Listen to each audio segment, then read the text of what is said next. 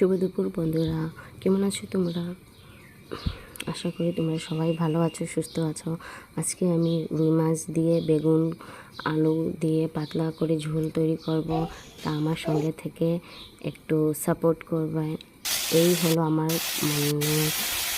প্রথম বয়স দিয়ে আমি ভিডিও বানাচ্ছি। যদি আপনার ভালো লাগে তবে লাইক কমেন্ট শেয়ার করবেন এবং পাশে থেকে আমাকে একটু সাহায্য করবেন। তাই মাছগুলো ভেজে নেওয়ার পর আমরা ফোড়নে গোটা জিরে শুকনো লঙ্কা দিয়ে আলুগুলো একটু ভেজে লাল করে নিলাম। তারপর বেগুনগুলো দিয়ে একা একা করে মশলাগুলো গুলিয়ে আমরা সব তরকারিতে দিয়ে দিলাম।